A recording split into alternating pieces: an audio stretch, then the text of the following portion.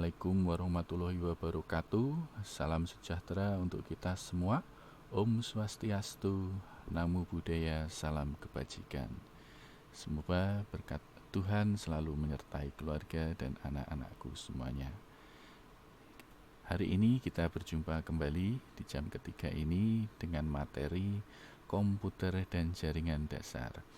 Kita akan masuk ke materi yang pertama, yaitu mengenai K3LH. Apa itu K3LH? K3LH kepanjangannya adalah kesehatan, keselamatan kerja, dan lingkungan hidup. Ini merupakan program kesehatan dan keselamatan kerja dan lingkungan hidup pada suatu perusahaan atau instansi. Kenapa kita harus mempelajari ini? Memang ini salah satu hal yang penting untuk kita ketahui. Karena bagaimanapun juga saat kita bekerja, saat kita mencari nafkah besok, ya kita jangan sampai nanti menjadi korban gara-gara kesembronoan kita dalam melakukan pekerjaan kita. Jadi ini hal yang harus diperhatikan, apalagi di komputer dan jaringan, hubungannya dengan ada listriknya juga. Nah ini harus waspada, jangan sampai nanti ada yang kena tersengat listrik atau kesetrum, ya, kemudian juga mungkin tangannya kena besi, kemudian berdarah, ya, dan lain sebagainya. Jadi ini harus hati-hati. Bukan itu saja, kita juga harus memperhatikan lingkungan kita, jangan sampai komputer kita gunakan juga nanti rusak, ya, karena kita menggunakannya salah, itu juga tidak diperbolehkan. Ya, kemudian kita juga harus melihat orang di sekitar kita, jangan sampai karena kita kerja kemudian menggunakan alat, orang lain di sekitar kita nanti keselamatannya atau kesehatannya tidak terjaga. Ini juga tidak diperbolehkan. Kemudian juga kita harus melihat lingkungan hidup, jangan sampai nanti kita menggunakan teknologi, kita bekerja, tetapi kita tidak melihat juga keadaan lingkungan hidup di sekitar kita. Nah ini makanya kita harus mengetahui, ya, atau kita harus paham tentang K3LH ini. Tujuan dari K3LH adalah yang pertama, itu adalah melindungi tenaga kerja atau karyawan atas hak keselamatannya ketika melakukan pekerjaannya untuk kesejahteraan hidup maupun meningkatkan produksi dan produktivitas nasional. Jadi memang benar-benar untuk melindungi tenaga kerja, ya, atas keselamatan. Yang kedua, pemeliharaan sumber produksi agar bisa digunakan secara aman dan juga efisien. Nah, ini hubungannya dengan sumber produksi. Jadi misalnya kalau di komputer dan jaringan itu berarti sumbernya adalah komputer. Ya, kita gunakan komputer gimana biar komputer ini lebih efisien, ya, lebih efisien. Ya, seperti itu. Kemudian yang ketiga, menjamin keselamatan setiap orang lain yang berada di tempat kerja. Jadi bukan hanya tenaga kerjanya, bukan hanya alat dan sumber produksinya saja, tetapi juga menjamin setiap orang lain yang berada di tempat kerja. Mungkin ada tamu yang datang, ya, ada orang lain yang berkunjung. Nah ini juga harus kita perhatikan untuk keselamatan kerja mereka. Nah ini adalah tujuan kenapa kita harus belajar K3LH. Kemudian etika dan moral menggunakan perangkat teknologi. Jadi etika itu adalah ajaran tentang baik buruknya sikap atau perilaku seseorang. Sedangkan moral adalah segi kejiwaan yang berkaitan dengan sikap dan perilaku seseorang. Ya, etika yang baik akan mencerminkan moral yang baik juga. Ya, jadi ini saya harapkan ada juga di anak-anakku semuanya mempunyai etika yang baik dan moral yang baik. Oke, kita akan melihat yang pertama adalah mengenai hak cipta perangkat lunak. Nah, kenapa kok ada undang-undang hak cipta, ya, hak cipta atau undang-undang untuk menghargai hak intelektual seseorang, karena memang menciptakan sesuatu itu membutuhkan pemikiran, ya, membutuhkan biaya dan waktu yang sangat banyak. Jadi kita harus juga menghargai, ya, orang-orang yang menciptakan itu semua. Di sini hak cipta perangkat lunak. Hak cipta perangkat lunak itu diatur kalau dulu di Undang-Undang Nomor 19 Tahun 2002 tentang hak cipta atau UU-HC, ya, pasal 1 ayat 1 berbunyi bahwa hak cipta adalah hak eksklusif bagi pencipta dan penerima hak untuk mengumumkan atau memperbanyak ciptaannya atau memberi izin untuk hal tersebut dengan tidak melanggar peraturan perundangan yang berlaku. Ya, ini mengenai hak cipta. Kemudian disempurnakan, ya, di Undang-Undang Nomor 28 Tahun 2014. Nah, nanti silahkan anak-anakku juga membaca Undang-Undang Nomor 28 Tahun 2014 karena sangat banyak sekali di sana. Ya, nanti silahkan dibaca kemudian dipahami agar nantinya anak-anakku tidak terjebak atau tidak terkena dengan atau tidak melanggar hak cipta orang lain. Ya, kenapa hak cipta ini tadi saya bilang dibuat ini untuk menjaga, ya, untuk menghargai juga hasil karya orang lain. Oke, di sini yang kedua, menghargai karya orang lain. Ya, nah, hak cipta tadi salah satu fungsinya adalah untuk menghargai karya orang lain. Bagaimana caranya kalau biar kita bisa menghargai hasil karya orang lain? Yang pertama adalah membeli dan menggunakan perangkat lunak yang asli, sekalipun harus membayar dengan harga yang lebih besar. Mungkin anak-anakku pernah mendengar harga sebuah sistem operasi Windows, ya, itu misalnya sekitar, kalau sekarang harganya sekitar 5 jutaan. Ya, tetapi kalau kita beli di pasar, ya, dibajakan itu paling 5.000 aja mungkin sudah dapat, atau kita bisa download, ya, di internet, ya, itu juga bisa. Dan kalau download berarti murah, ya, tanpa berbayar. Nah, itu salah satu hal yang mungkin tidak menghargai hasil karya orang lain. Kalau menghargai berarti dia membeli, ya, tidak mendownload atau membeli di pasar yang ilegal. Ya, ini untuk menghargai hasil karya orang lain. Yang kedua adalah tidak menambah atau mengurangi perangkat lunak yang diciptakan orang lain. Misalnya saja contohnya video di YouTube lah, ya, video di YouTube banyak itu, ya, biasanya di-download, ya, kemudian setelah di-download diedit dan lain sebagainya tanpa seizin pemiliknya. Nah, ini juga tidak diperbolehkan, ya, apalagi di perangkat lunak juga kita punya software, kemudian software itu kita rubah sesuai keinginan kita tanpa memberitahukan atau izin ke yang memiliki perangkat lunak atau yang menciptakan perangkat lunak ini. Nah, ini tidak diperbolehkan juga. Kemudian yang C, tidak menyalahgunakan perangkat lunak tersebut dalam dunia kriminal.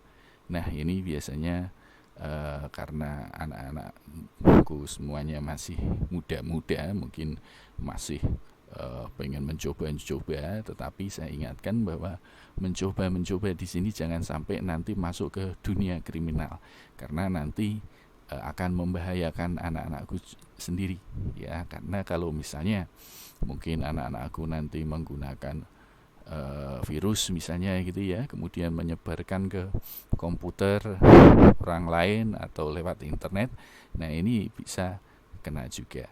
Ya, ini menghargai hasil karya orang lain. Dan kalau mungkin anak-anakku nanti melanggar atau mungkin tidak sesuai dengan ketiga hal ini, nanti mungkin juga akan bisa terkena undang-undang hak cipta, atau mungkin nanti juga anak-anakku bisa dituntut, ya. Kalau nanti dituntut berarti kalau bersalah nanti bisa dipenjara atau didenda. Jadi harus berhati-hati.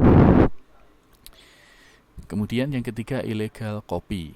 Ya, illegal copy itu adalah menyalin software yang memiliki hak cipta tanpa meminta izin ataupun membayar lisensi kepada penciptanya.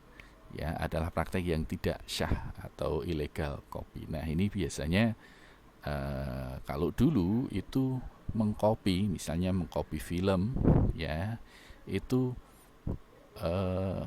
di CD atau DVD, tetapi sekarang mengcopy itu tidak perlu CD atau DVD, ya, biasanya di flash disk, ya, kemudian disebarluaskan ke orang lain. Nah, ini dilarang, ya, ini namanya menyalin atau menyebarluaskan atau illegal copy karena tidak ada izinnya.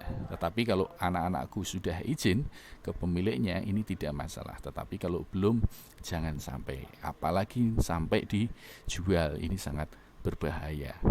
Ya, jadi tidak diperbolehkan untuk mengcopy software.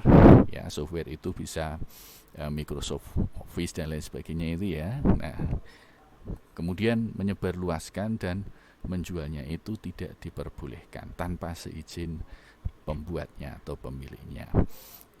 Oke, kemudian program komputer yang sering dikopi atau dibaca orang adalah, nah, ini program-program yang sering dibaca, ya, atau sering dikopi atau sering didownload, ya, dengan ilegal, jadi tanpa izin pemiliknya. Yang pertama adalah sistem operasi. Nah, sistem operasi di sini biasanya Windows. Ya, Windows, karena Windows itu sistem operasi yang berbayar.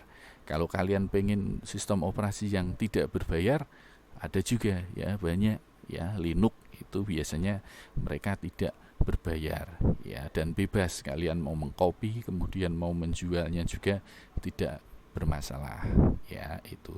Tetapi kalau sistem operasi Windows itu biasanya semuanya berbayar. Yang kedua adalah antivirus.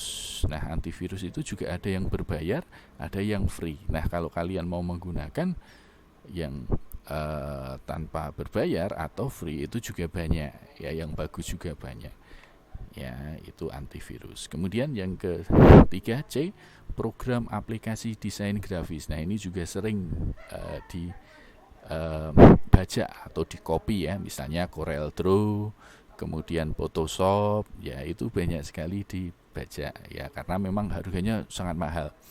Ya, misalnya Corel Draw yang baru misalnya itu harganya 5 juta. Ya, mungkin lebih mahal daripada komputer atau laptop kita. Ya. Oke, kemudian Microsoft Office. Nah, ini juga karena kita sudah mungkin bisa kerjanya atau bisa menggunakan hanya Microsoft Office, jadi mau tidak mau kita harus menggunakan Microsoft Office karena mungkin harganya Microsoft Office mahal, maka kita nginstal yang bajakan. Nah, ini juga sebenarnya tidak diperbolehkan. Ya, ada banyak, ya, program selain Microsoft Office, ya, yang bisa digunakan. Oke, kemudian game atau permainan. Nah, ini juga banyak sekali, ya, apalagi di rental game itu, ya, biasanya juga itu mereka mengcopy game-game secara ilegal, jadi tidak atau tanpa sepengetahuan hak penciptanya, ya, tanpa sepengetahuan hak pemiliknya yang membuat. Nah, ini juga sebenarnya tidak diperbolehkan dan memang tidak diperbolehkan, apalagi sampai menjual atau mungkin menyewakan, ini tidak diperbolehkan, ya, itu illegal copying. Oke, kemudian memodifikasi program orang lain, ya, program software asli disertai dengan penambahan atau pengurangan pada software tersebut. Nah, ini juga dilarang, ya, dilarang. Misalnya saja ada program web aplikasi lah, ya, aplikasi untuk web kita bisa ambil, kemudian setelah itu kita modifikasi, ya, kita tambah dan lain sebagainya tanpa sepengetahuan pemiliknya. Ini sangat dilarang. Nah, selain itu juga anak-anakku juga harus berhati-hati dalam menggunakan media sosial untuk menyebarluaskan sesuatu, ya, misalnya sajalah kita ambil contoh, mungkin anak-anakku memfoto seseorang, ya, kemudian foto itu disebarkan di media sosial atau Facebook atau YouTube. tanpa pengetahuan orang yang difoto. Nah, ini juga melanggar, ya, tidak diperbolehkan. Kemudian anak-anakku mungkin download video di YouTube, ya, kemudian diedit, kemudian di-upload lagi di YouTube. Nah, ini juga tidak diperbolehkan, ya, kalau tanpa izin dari pemiliknya. Nanti anak-anakku bisa kena pelanggaran, ya. Nah, ini bisa dituntut juga. Jadi memang harus berhati-hati menyebarluaskan informasi, ya. Misalnya saja ada kalau dulu mungkin satu contoh, ada lulusan kakak kelas kalian mungkin, ya, yang dulu lulusan, kemudian ada orang yang memanas-manasi dengan memfoto kejadian-kejadian yang sebenarnya tidak ada hubungannya dengan kelulusan, ya. Misalnya ada kecelakaan siswa, kemudian ada siswa yang dibacok dan lain sebagainya, tetapi sebenarnya itu tidak ada hubungannya dengan kelulusan, tetapi diedit seolah-olah itu video dan itu adalah hasil dari kelulusan. Nah, ini juga tidak diperbolehkan. Kemudian mengedit juga video orang lain yang seolah-olah kita potong-potong gitu, ya, seolah-olah sebenarnya tidak mendiskreditkan seseorang atau organisasi dan lain sebagainya, tetapi karena dipotong ini menimbulkan polemik di masyarakat. Ini juga tidak diperbolehkan. Jadi jangan sampai nanti anak-anakku terkena masalah karena menyebarluaskan baik itu video, foto, software dan lain sebagainya, ya, ke masyarakat, ya, lewat YouTube, lewat media sosial dan lain sebagainya, ya. Itu jangan sampai terjadi nanti anak-anakku terjadi masalah, ya. Jadi harus benar-benar berhati-hati, ya. Kemudian juga jangan menceritakan atau menginformasikan sesuatu yang belum tentu kebenarannya. Ini juga harus berhati-hati, walaupun mungkin itu dapat berita dari orang yang mungkin bisa dipercaya, tetapi kalau anak-anakku tidak melihat sendiri, ya, jangan sampai disebarluaskan karena kita tidak mengetahuinya. Jadi silakan anak-anakku bijak untuk menggunakan software, ya, kemudian memakai aplikasi, ya, kemudian menggunakan media sosial, ya, itu harus bijak dan harus betul-betul bisa dipertanggungjawabkan. Makanya anak-anak silahkan nanti baca Undang-Undang nomor 28 tahun 2014. Di sana nanti akan diterangkan, ya, jangan sampai nanti anak-anakku terjebak ke aturan-aturan yang mungkin sudah dibuat, kemudian anak-anakku melanggarnya. Itu sangat berbahaya.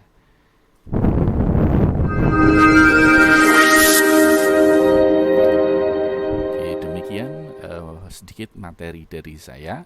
Semoga bermanfaat untuk anak-anakku, dan nanti akan saya kasih tugas di bawah video ini, ya. Silahkan dikerjakan. Nanti waktunya sampai jam 12 siang, ya. Jadi silahkan segera langsung dikerjakan, ya, jam 12 siang hari ini. Demikian anak-anakku, terima kasih atas perhatiannya. Tetap semangat, waspada, dan jaga kesehatan.